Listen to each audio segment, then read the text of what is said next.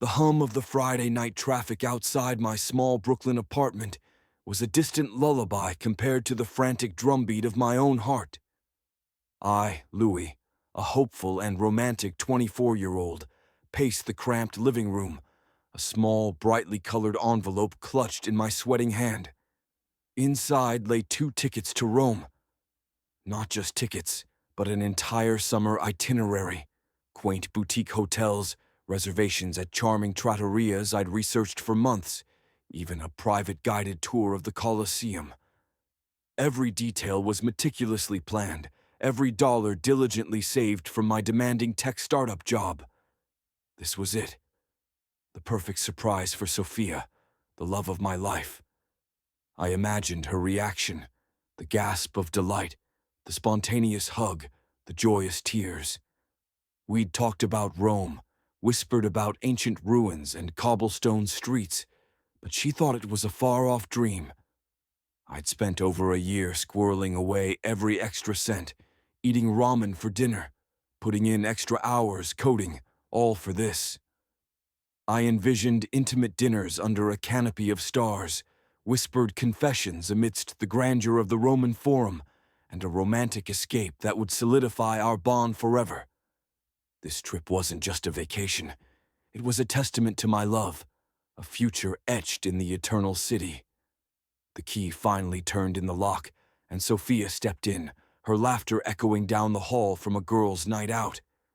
She looked radiant, as always, her long dark hair cascading over her shoulders, her eyes bright. My stomach did a nervous flip. This was it. "Hey, babe," she chirped, kicking off her heels. "Long day?" "The longest," I said, my voice a little hoarse with anticipation. I gestured for her to sit on the sofa, pulling the envelope from behind my back. "I have something for you." Her eyebrows rose playfully. "Oh, what's this?" She took the envelope, her fingers brushing mine, sending a jolt through me. She tore it open, pulling out the glossy brochures, and, finally, the airline tickets. Her eyes scanned the destination, Rome. Her expression shifted from curiosity to dawning recognition, then to genuine wide-eyed delight. "Rome," she breathed, her voice filled with awe. "Oh, Louis, you're serious. This is incredible." A wave of pure relief washed over me. This was exactly the reaction I'd dreamed of. I knelt beside the sofa, ready to bask in her joy. "All expenses paid," I added, a proud smile on my face. "Hotels, tours, a few fancy dinners already booked. Just us, our summer adventure." Her eyes, however, suddenly seemed to lose some of their sparkle. Her initial delight, as quickly as it had appeared, began to twist into something else. Her lips, which had been curved into a joyous smile, flattened into a thoughtful line. She looked at the tickets, then at me, then back at the tickets, a flicker of something calculating in her gaze. "Louis," she said slowly, her voice taking on an unfamiliar tone. "This is amazing, truly. But—" My stomach clenched again. "But what?" I prompted, a knot tightening in my chest. She pushed a loose strand of hair behind her ear, her gaze distant. "Well, Rome is a huge deal, you know. And it's summer. My family, ... She trailed off, then looked at me, her eyes widening, as if the solution had just dawned on her. "Oh, this is perfect. My mom, my aunts, my cousins, they've always wanted to go. We can make it a big family trip." My jaw literally dropped. A big family trip. My carefully budgeted, intimate romantic escape. "Sophia," I began, my voice strained. "I booked this for us. Just us. It's a romantic getaway." She waved her hand dismissively, as if swatting away a pesky fly. "Oh, don't be silly, babe. The more the merrier. Imagine the photos. And my grandma always wanted to see the Vatican. This is a once-in-a-lifetime opportunity for everyone." She grabbed my hand, squeezing it excitedly. "You're paying for all of us, right? You said all expenses paid." My blood ran cold. "Sophia," I said, pulling my hand away, my voice tight. When I said all expenses paid, I meant for us. You and me. Not your entire family. My entire family, she repeated, her tone hardening. Louis, don't be dramatic. It's just my mom and dad, my 2 aunts, their husbands, their 6 kids, my 3 uncles, their wives, and their 8 kids, plus Grandma. So, like 24 people. Roughly.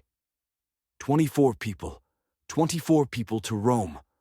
My meticulously saved ramen money, my extra coding hours, the months of planning. It all flashed before my eyes, turning into an absurd, unattainable nightmare. My entire savings account wouldn't even cover the flights for 24 people, let alone hotels, food, tours. Sophia, that's impossible, I exclaimed, jumping to my feet. I can't afford that. I saved up for 2 people, not 24.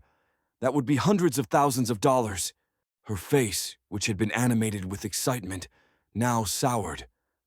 Her eyes narrowed, and the bright spark I loved so much was replaced by a cold, calculating glint.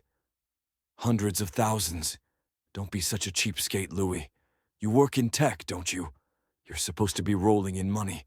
What's a little extra for my family? A little extra. My voice rose, tinged with disbelief and a growing anger. That's not a little extra, Sophia. That's more money than I make in a year. I don't roll in money. I work hard for every cent. I saved for us to have a special trip, not to fund a family reunion for your entire extended clan. The argument escalated quickly, spiraling out of control. Her initial delight had truly twisted into an unexpected demand, and now that demand was fueled by an alarming sense of entitlement. She accused me of being selfish, of not loving her enough to provide for her family, of being all talk and no action. You're pathetic, Louis, she finally spat, her eyes flashing with contempt, her voice laced with a venom I'd never heard before. You brag about your tech job, about your startup, but you can't even afford to take my family to Rome. You're just a poor, pathetic wannabe. I can't believe I wasted my time with a loser like you.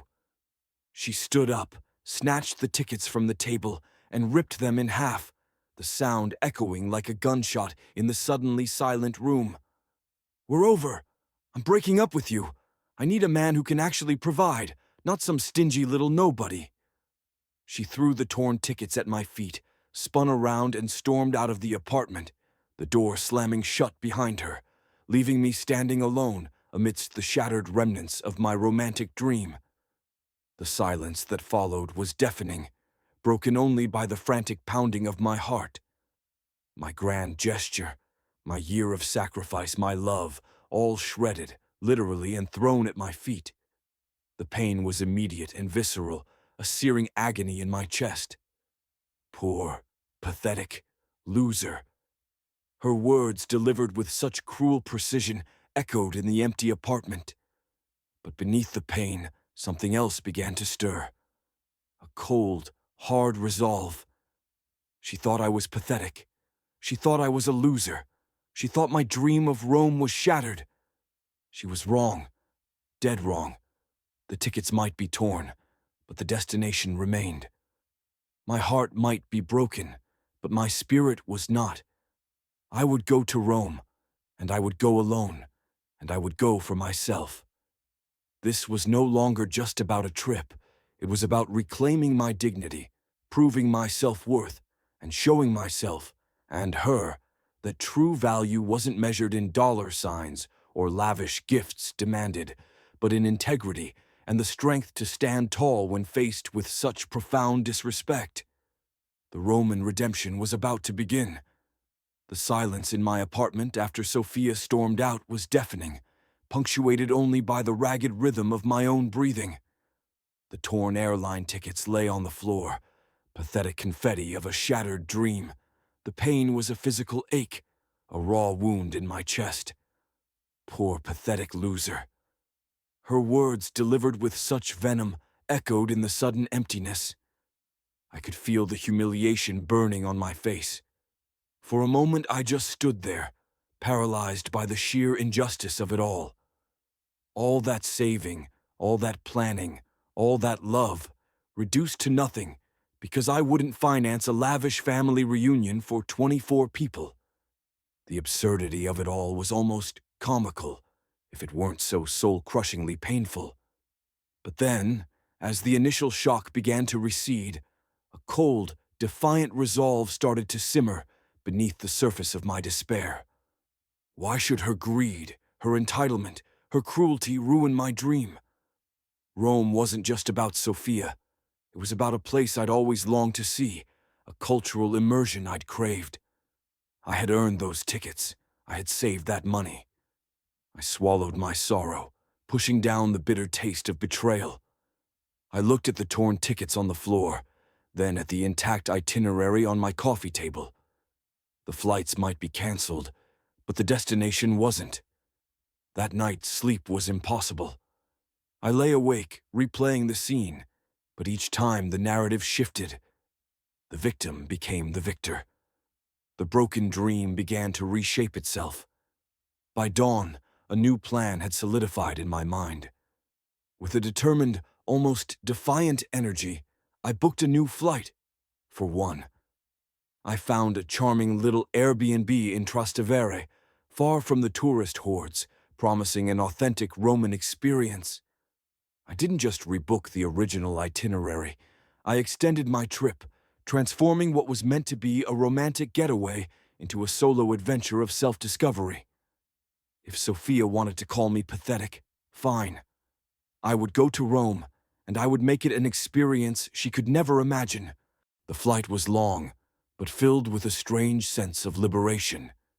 Every mile put more distance between me and the wreckage of that relationship. When I finally stepped out of Fiumicino Airport and felt the warm Roman air, a profound sense of peace washed over me. The ancient city, with its timeless beauty, felt like a balm to my wounded soul. I immersed myself completely. I wandered through the labyrinthine streets of Trastevere, losing myself in its charming alleys and vibrant piazzas. I sat for hours in tiny local cafes, sipping espresso and simply observing the flow of Roman life. I visited the Colosseum, not hand in hand with a lover, but alone, allowing myself to be dwarfed by its majestic history, feeling a profound connection to the countless lives that had passed through its arches. I spent an entire day at the Vatican museums, mesmerized by the Sistine Chapel, my mind soaring with the genius of Michelangelo. There was no one to impress, no one to compromise with, no one to complain about walking too much or eating too little. I ate what I wanted, when I wanted. I lingered in museums until closing, or sat by the Trevi fountain for hours, simply soaking in the atmosphere. The freedom was intoxicating, an unexpected gift born from what I thought was utter devastation. I embraced the unexpected freedom of my journey, learning to appreciate my own company, finding joy in solitude. I rented a Vespa for a day, feeling the wind in my hair as I navigated the chaotic Roman traffic, a thrill that made me laugh out loud. I even tried my hand at drawing the ancient ruins, sketching imperfect but heartfelt renditions of the Pantheon and the Arch of Constantine. I learned a few Italian phrases, enough to order food and politely ask for directions, and reveled in the small victories of communication. My nights were filled with quiet, contemplative dinners at local trattorias, where I savored authentic pasta and drank local wine. I struck up conversations with friendly locals and fellow solo travelers, exchanging stories and recommendations. I found myself genuinely happy, a deep, resonant contentment that had nothing to do with external validation or grand gestures. As the days turned into weeks, my physical and emotional self began to heal. The knots of tension in my shoulders loosened. The constant ache in my chest receded, replaced by a feeling of lightness. The loser Sophia had called me felt miles away, a distant echo from another life. I was becoming someone new, someone stronger, someone who understood that self-worth wasn't measured by a bank balance or the ability to cater to exorbitant demands, but by resilience, inner peace, and the courage to pursue one's own happiness. During my extended trip, I kept my phone mostly on airplane mode, only checking it occasionally for important work emails. But one evening, while scrolling through a social media feed, a familiar face popped up. It was a mutual friend, posting a seemingly innocuous update. And then I saw the comments, whispers about Sophia. My heart gave a faint lurch, but surprisingly it wasn't pain, it was curiosity. The comment thread was a gossipy chain of mutual acquaintances, and through it I began to piece together Sophia's story since our dramatic breakup. Apparently, she had indeed moved on quickly, not just to one new boyfriend, but to a succession of them. Each one, I gathered, was seemingly richer or more successful than the last, based on the subtle boasts embedded in the comments. She had been dating a venture capitalist, then a tech CEO, then a famous artist. Each relationship seemed to be announced with a flurry of designer bags and extravagant dinners. But then, the comments shifted. A mutual friend innocently asked, "So, when's that big family trip to Rome happening, Sophia?" Your mom was so excited. The replies that followed were fascinating. "Oh, you know Sophia, always dreaming big," one friend wrote. Another, "Heard the VC guy wasn't quite up for a group of 24, lol." Then, a more pointed one, "Seems none of them are. Her family is getting restless." It seemed none of the wealthier, more influential men in Sophia's new parade of boyfriends were willing to finance a trip for 24 people. The absurdity of her demand, which had broken us apart, was now apparently a running joke, or at least a major hurdle in her subsequent relationships. The men, it seemed, were willing to pay for her, but not for her entire extended clan. Who could blame them? I pictured Sophia, now stripped of my pathetic self, facing the same impossible demand from her family, a demand she had so carelessly thrown at me. The irony was almost too much to bear. And I felt nothing. No schadenfreude, no desire for her misery. Just a quiet confirmation of what I had learned here in Rome. True value wasn't about money or superficial displays, but about genuine connection and respect. I had found that in myself, and now I was ready to find it in someone else. Rome had shown me more than ancient ruins. It had shown me myself. My extended trip to Rome had become a pilgrimage of self-discovery. Each cobblestone street, every ancient ruin, was stripping away the residue of heartbreak and humiliation. I was healing, truly healing, embracing the unexpected freedom of my solo journey. The news I'd stumbled upon online about Sophia and her string of boyfriends, none of whom would foot the bill for her family's Roman excursion, had landed with an odd sense of detached validation, not pain. I understood then that my problem with Sophia wasn't about money, it was about an entire worldview. Back in New York, life at my tech startup was thriving. My focus, sharpened by my Roman experience, was entirely on my work. My boss, impressed by my newfound energy and clarity, gave me more responsibility. My app idea, which I'd been tinkering with for months, finally started taking shape. I was channeling all my energy into building, creating, and moving forward. Then came the text from Chloe. "Have you seen Sophia's Instagram? You won't believe it." My first instinct was to ignore it. I'd actively tried to distance myself from Sophia's world. But Chloe's tone was laced with a particular kind of astonishment I knew well. Curiosity, the kind that whispers, "You have to see this," got the better of me. I opened Instagram.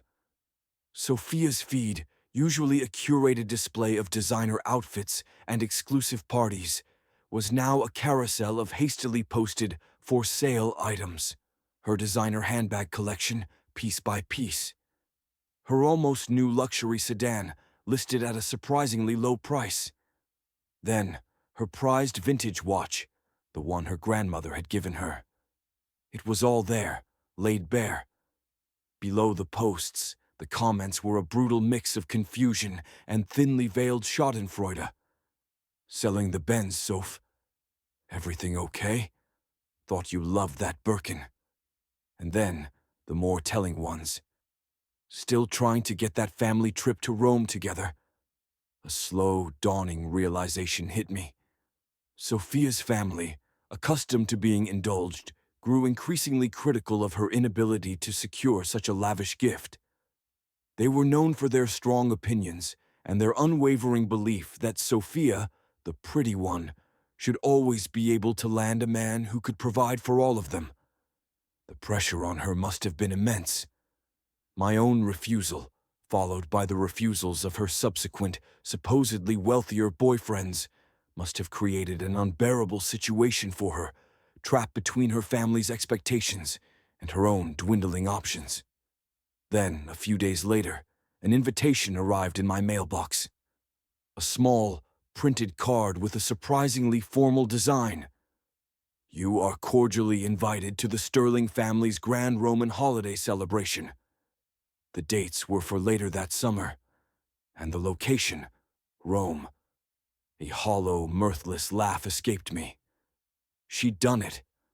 Cornered and desperate to save face, Sophia, in a misguided act of pride, resorted to selling her car and other prized possessions to fund the family trip herself. The sheer, desperate irony of it was staggering. She called me pathetic, yet she was liquidating her assets, sacrificing her prized possessions, just to uphold a shallow facade for her demanding family. It was a hollow victory driven by her own shallow ego. The news spread through our mutual circles, not as a triumph for Sophia, but as an expensive, desperate act. Can you believe she sold her car for that trip? People whispered. She must be really broke. The prestige she sought to gain by indulging her family was quickly overshadowed by the whispers of her financial desperation. I pictured the Roman holiday she was creating, not the intimate, romantic escape I had dreamed of, but a chaotic caravan of 24 people, fueled by Sophia's self-inflicted financial ruin.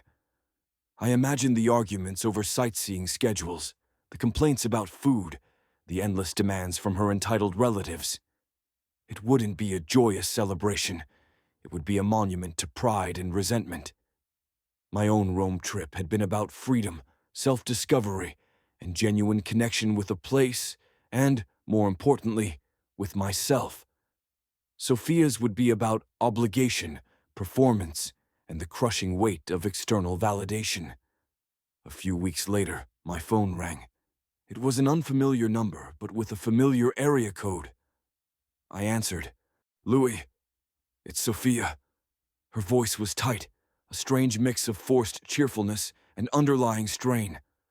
I just wanted to call and apologize about everything. My eyebrows raised. This was unexpected. Oh, I said, keeping my tone neutral. Yes, you were right, she rushed on, her voice sounding brittle. I shouldn't have asked for all that. It was too much. I've realized that now. And I'm really sorry about what I said, about you being, you know. Poor and pathetic, I supplied, my voice devoid of emotion. A sigh. Yes, that. I was awful. And now I know what it's like. She paused, then continued, her voice dropping to a near whisper. My family, they really laid into me when I couldn't get any of my new boyfriends to pay. They said I was slipping, that I wasn't trying hard enough. It was humiliating. She went on to describe the sacrifices she'd made to fund the trip. The regret in her voice was palpable, a stark contrast to the venom she'd spewed at me. I sold almost everything, Louis. My car, my bags. It's all gone, just to make this trip happen. And honestly, I'm already dreading it. It's so much money, and they're already complaining about the flight connections. I listened, absorbing her confession. There was no triumph in her voice, only weary resignation. She had chased the validation, paid the exorbitant price, and found only emptiness. She hadn't learned a lesson about humility, only about the cost of maintaining a shallow facade. She hadn't found genuine generosity, only her own forced, resentful sacrifice. "I hope you have a good trip, Sophia," I said finally, genuinely.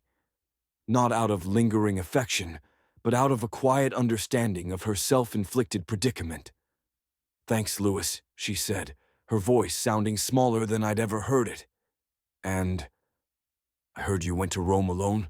How was it?" A genuine smile finally touched my lips. "It was incredible, Sophia," I said, a warmth filling my voice as I remembered the solitude, the discovery, the profound peace. Truly incredible. The best trip of my life. I didn't need to say more. She understood. The silence on her end of the line was heavy with unspoken regret, with the knowledge of what she had thrown away. She had paid a fortune for a hollow victory. I had found priceless liberation in my solitude. The Roman redemption was complete. And I knew, with absolute certainty, that I had chosen the right path. The call with Sophia faded into the background of my memory, a distant echo from a past life. I never saw her Instagram posts again.